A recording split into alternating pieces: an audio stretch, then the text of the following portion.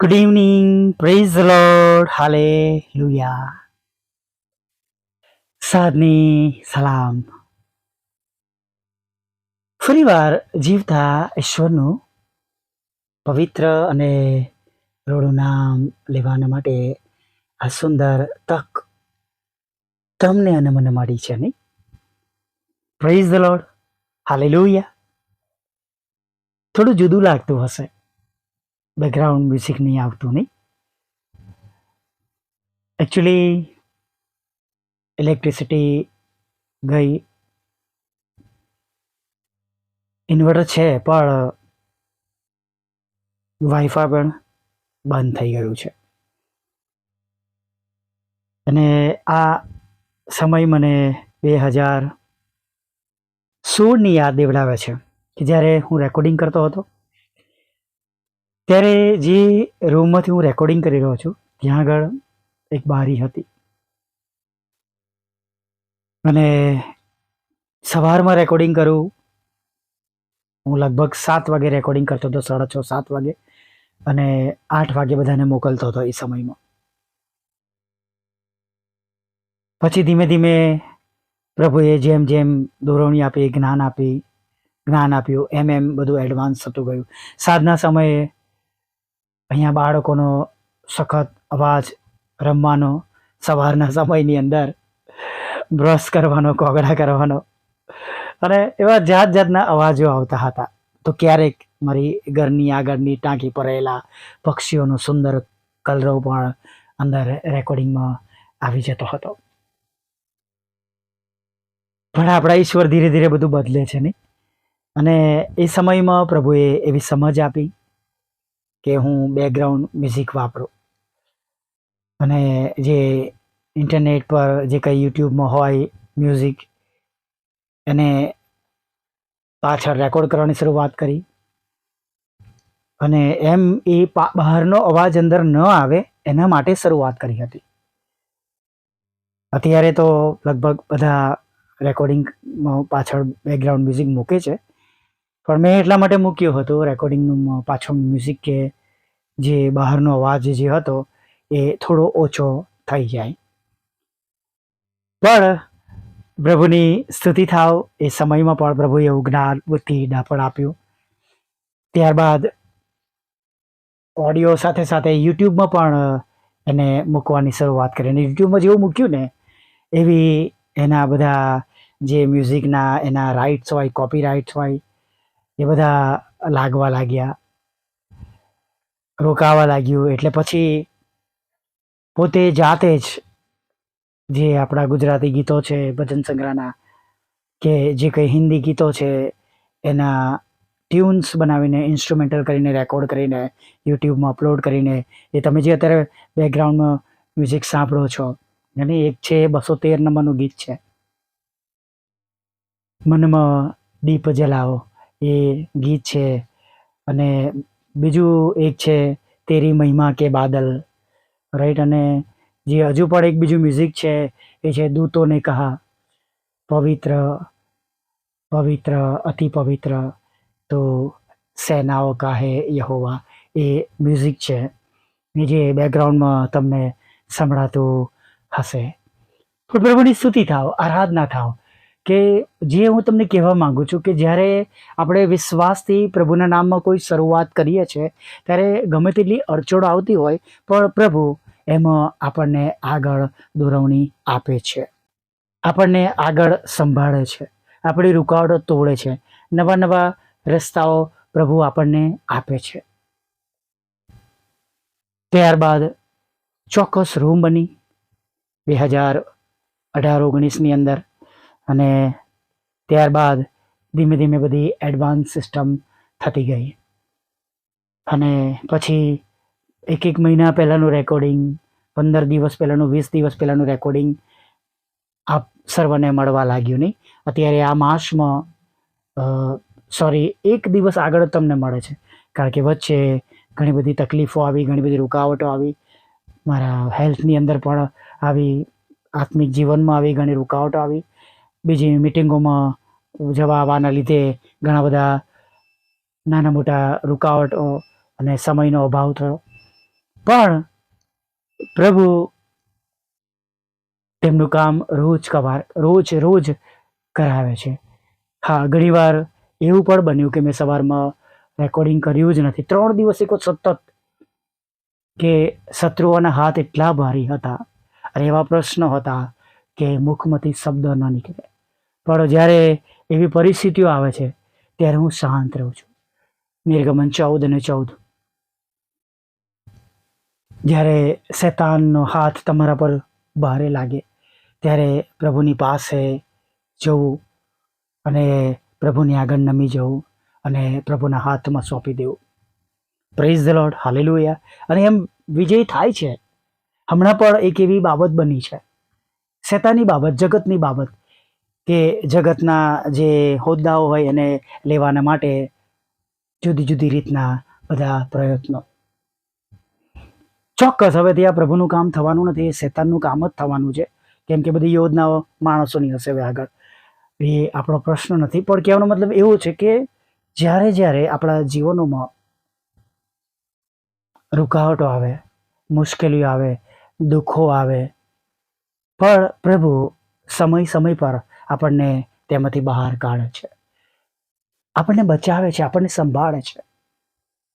Hallelujah. સવારમાં આપણે જોયું કે સર્વ દુઃખથી યહોવા તારું રક્ષણ કરશે, તે તારા આત્માની સંભાળ રાખશે. અને સાચે જ વાલા મિત્રો, એવા સમયોમાં, એવા દુઃખોમાં જ્યારે આપણે પ્રભુ તરફ જોઈએ છે, પ્રભુ પર ભરોસો રાખીએ છીએ, વિશ્વાસ કરીએ છીએ, પ્રભુ આપણી પરિસ્થિતિ સંભાળી લે છે. એક પરિવારે બહુ દુઃખી થઈને આવ્યું હતું, બહુ જ નિરાશ હતો અને એટલી હદે તેઓ તેમના શત્રુથી ત્રસ્ત હતા કે તેમને તો ધમકી મળી હતી. જેઓ તેમના ઘરે આવ્યા હતા એઓ એવા તીક્ષ્ણ, ખરાબ હથિયારો રાખનારા, ચલાવનારા લોકો હતા. અને બીજા દિવસે તેમના પર બહુ જોખમ હતું અને તેઓ પ્રાર્થના માટે આવ્યા હતા અને હું અને મારી ટીમ એમના માટે પ્રાર્થના કરી રહ્યા હતા. તેમની આંખમાંથી આંસુ વહી રહ્યા હતા. કાલે શું થશે સવારમાં તેઓ જાણતા ન હતા, પણ મેં એમને એશ્યોરન્સ આપ્યો હતો, શ્યોરિટી આપી હતી કે જો તમે પ્રભુની પાસે આવ્યા છો તો પ્રભુ ચોક્કસ તમારી સંભાળ લેશે. તમે અમારી પાસે નથી આવ્યા, અમે તો ખાલી સ્રોત છે. કદાચ અમે ના હોત તો પ્રભુએ બીજા કોઈનો તમારા જીવનમાં ઉપયોગ કર્યો હોત. કેમ કે કાર્ય તો પ્રભુથી થવાનું છે, માણસોથી નહીં. અને ખરેખર આપણા ઈશ્વર એવા મહાન પ્રભુ છે, જે લોકો આગલા દિવસે એમને મારી નાખવા સુધીના તેમના પ્રયત્નો હતો, જુસ્સો કે ગુસ્સો હતો, બીજા દિવસે એમનામાંથી નીકળી ગયું, દૂર થઈ ગયું. પહેલા તેમણે માફી માંગી કે ગઈકાલના મારા વર્તન માટે માફ કરજો. પ્રભુએ કેટલું ગજબ કામ કર્યું કે આગલા દિવસે જે વ્યક્તિઓ તેમનો જીવ લેવા સુધી તેમના પર ગુસ્સે હતા, ચોક્કસ એ બાબતનો કોઈ એ સમસ્યાનો ઉકેલ એ સમયે ન હતો, પણ પ્રભુ પાસે બધું જ હતું. પ્રભુએ ગજબને રીતે તેમનું રક્ષણ કર્યું અને લગભગ 11-1 વાગે તેમનો ફોન આવ્યો. તેઓ બહુ જ ખુશ હતા, આનંદિત હતા અને તેમણે કહ્યું કે ખરેખર પ્રભુએ આપણી પ્રાર્થના સાંભળી છે, પ્રભુએ આપણી પ્રાર્થના સાંભળી છે અને જવાબ આપ્યો છે. તેમના મનો બદલાઈ ગયા છે અને જે સમસ્યા છે એમાં સાથે મળીને ઉકેલ લાવવા માટે અમને પણ વિનંતી કરી છે. Praise the lord, hallelujah. આપણા ઈશ્વર ખરેખર મહાન પ્રભુ છે, દયાળુ પ્રભુ છે, કૃપાળુ પ્રભુ છે. બસ વિશ્વાસ કરી વાલા મિત્ર, વિશ્વાસ રાખીએ દરેક સંજોગોમાં અને દરેક પરિસ્થિતિમાં. જેમ મરનારની બેનને કહ્યું એમ એ જ શબ્દો આજે તમારા અને મારા માટે પણ છે. હાલેલુયા. કયા શબ્દો? જો તું વિશ્વાસ કરશે, યસ, જો તું વિશ્વાસ કરશે તો દેવનો મહિમા જોશે. Praise the lord, hallelujah. આવી જ્ઞાની પ્રાર્થના સાથે પ્રભુના ચરણોમાં નમી જઈએ. ભલા પ્રભુ, અમે તમારી સ્તુતિ કરીએ છીએ અને અમે તમારો પુષ્કળ આભાર માનીએ છીએ. આજે ફરીને એકવાર પ્રભુજી દિવસના અંત તરફ પ્રભુ, દિવસના અંતના ભાગમાં તમે અમને લઈને આવ્યા છો પ્રભુ. આખા દિવસની સંભાળને માટે પ્રભુ અમે તમારી સ્તુતિ કરી છે. આખા દિવસમાં પ્રભુ જે દુઃખો, હતાશા, નિરાશા, ચિંતાઓ હતી પ્રભુ, એમાંથી તમે અમને સલામત બહાર કાઢ્યા છે. તેના માટે પ્રભુ અમે તમારો આભાર માનીએ છીએ પ્રભુ. આભાર માનીએ છીએ પ્રભુ પિતા. જેમ તમે કહ્યું છે કે દાડાને સારું, દાડાનું દુઃખ બસ છે, એમ પ્રભુ આજે જાણે પ્રભુ જે બાબતોમાંથી પસાર થઈ રહ્યા હતા પ્રભુ, હવે આજે એનો અંત આવી ગયો છે. અને પ્રભુ એ બધી બાબતો કાલે સવારે અમે જોવાના નથી પ્રભુ. તેના માટે અમે તમારી સ્તુતિ કરીએ છીએ અને અમે તમારો પુષ્કળ આભાર આભાર આભાર અને આભાર માનીએ છીએ પ્રભુ.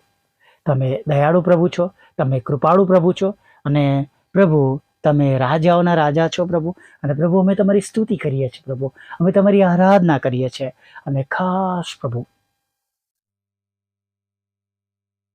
તમને વિનંતી કરીએ છીએ કે પ્રભુ જે લોકો અત્યારે અલગ અલગ પ્રકારના દુઃખોમાં છે, હતાશામાં છે, નિરાશામાં છે, ચિંતાઓમાં છે પ્રભુ, અરે પ્રભુ ઘણા બધા લોકો તો માંદગીના બિછાના પર છે પ્રભુ. ઘણા બધા લોકો એવા છે કે જેઓ માનસિક રોગીઓ છે પ્રભુ. ઘણા બધા એવા લોકો છે પ્રભુ કે જે વિકલાંગો છે પ્રભુ. ઘણા બધા એવા લોકો છે પ્રભુ કે જેઓ મંદ બુદ્ધિના છે પ્રભુ. પ્રભુ એ લોકો તો પોતાના કપડા પર જાતે પહેરી શકતા નથી, ધોઈ શકતા નથી, ખાઈ શકતા નથી, ખાવાનું બનાવી શકતા નથી, કમાવા જઈ શકતા નથી પ્રભુ. પ્રભુ એવા લોકોની તમે સંભાળ લો.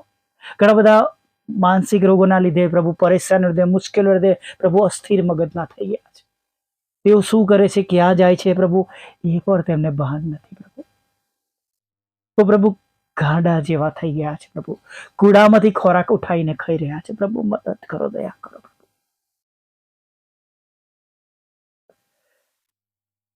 પ્રભુ વિકલાંગો છે પ્રભુ, જેમને પ્રભુ લાકડીના સહારાની જરૂર છે, ઘોડીની સહારાની જરૂર છે પ્રભુ.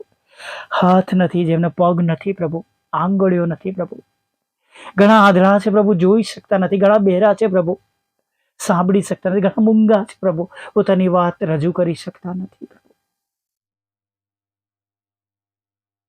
ગરીબો છે પ્રભુ. પ્રભુ તમે તેમનો આધાર બનજો, બેલી બનજો. વિધવા બહેનો છે પ્રભુ, કોઈ જ આધાર નથી, કોઈ સહાય નથી. અનાથો છે પ્રભુ. પ્રભુ બાપ મદદ કરો. આ બધા દુઃખોને પ્રભુ તમે સાંભળજો પ્રભુ. કેમ કે પ્રભુ અમે જાણીએ છીએ પ્રભુ કે તમે અમારા એવા પ્રભુ છો. સાથે પ્રભુ આજે સાંજે અમે સર્વ કુટુંબ તરીકે, ભાઈ બહેનો તરીકે, તમારા દીકરા દીકરીઓ તરીકે, તમારા બાળકો તરીકે, તમારા સેવક સેવિકાઓ તરીકે તમારી આગળ નમી જઈએ છીએ. અને પ્રભુ જેમ અમારું ગયા માસનું વચન હતું, ઉત્પત્તિ 29 અને 32, એમ કે યહોવાએ મારું કષ્ટ ખચિત જોયું છે, એમ પ્રભુ તમે જાણો છો કે આ સમય દરમિયાન અમે કેવા કષ્ટોમાંથી પસાર થઈ રહ્યા છે પ્રભુ. એ કષ્ટ પ્રભુ તમે દૂર કરો પ્રભુ. એ કષ્ટ, એ દુષ્ટ યોજનાઓ, એ શૈતાનની બાબતો પ્રભુ, એ રૂકાવટો, એ આર્થિક બાબતો, પ્રશ્નો પ્રભુ તમે દૂર કરો પ્રભુ.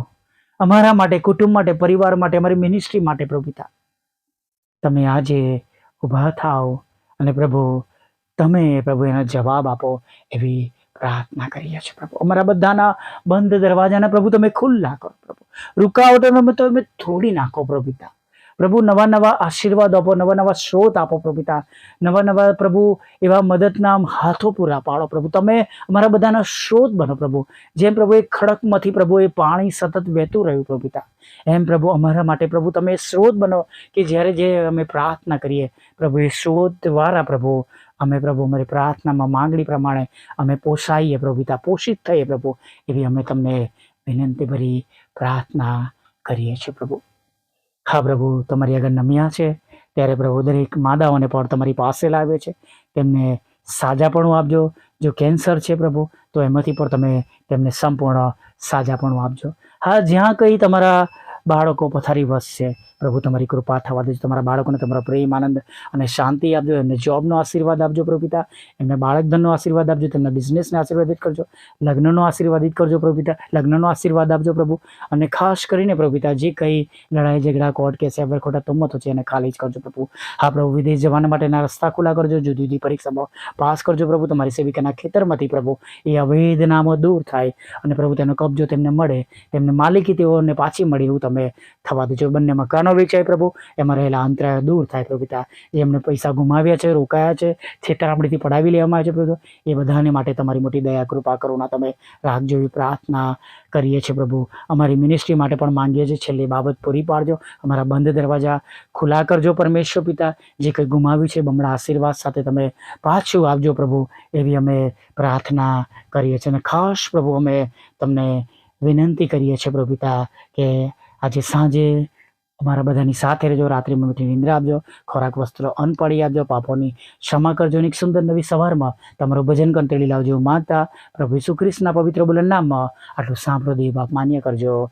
આમીન, આમીન, આમીન.